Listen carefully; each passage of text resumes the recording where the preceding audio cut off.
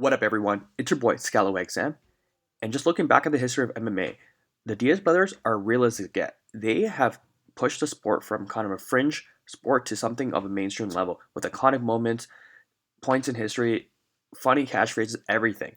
And I'm gonna break it down with what the Diaz brothers brought together. So let's go through it right now. So the Diaz brothers are real as it gets.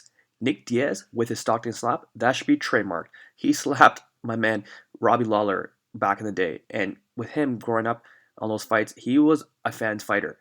He beat up Joe Riggs in the cage, and then subsequently beat him up in the hospital. You can't get any more real than that.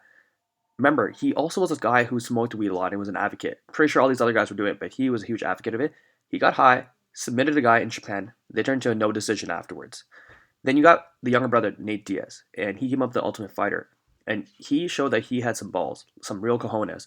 Remember Carl Parisian, that one episode where he tried to confront Nate and Nate wouldn't back down? You already knew what kind of fighter Nick was, and now his younger brother, what he brought along with him.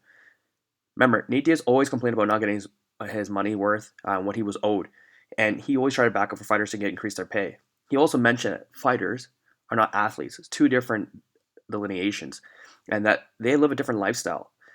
Nick Diaz also, at this point, have made left the UFC and now in Strikeforce and had some crazy, crazy wars with my man Paul Daly, KJ Noons. And speaking of KJ Noons, that brawl with him and then Mayhem Miller, don't be scared, homie. That phrase just brought together, and it was something that was hilarious, and people were always talking about it.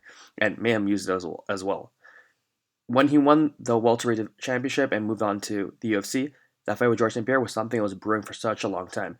And we're talking about the Wolf tickets. And Nick also shows some moments of anxiety not show up to conferences, things like that. Now, Nate Diaz, he needed his come ups too, right? So when he got that fight with Conor McGregor, man, it brought him to a whole nother level. Submitting him and beating him, man, surprise motherfucker, right? That saying just came together. And then beating McGregor and earning his payday, geez, it was crazy. But through all of this, if you look at these interviews with Nick and Nate Diaz, Nick always regretted Nate being in the sport and following him along the way, and they always looked out for each other. Whenever they were at these fights supporting one another, they had their back, and they had the little squad with him, Gilbert Melendez, also Jake Shields.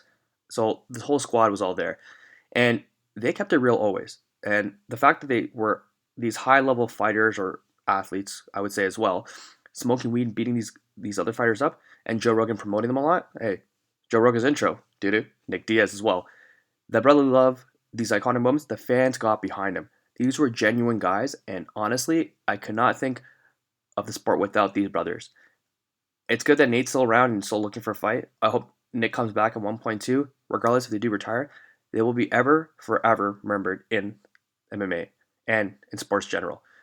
So that's what I think. What did you think were your favorite moments of the Diaz brothers, Nick or Nate? And do you think they should come back and fight again? Probably. If you like what you just saw, hit the like button, hit the subscribe, smash that, and until the next time.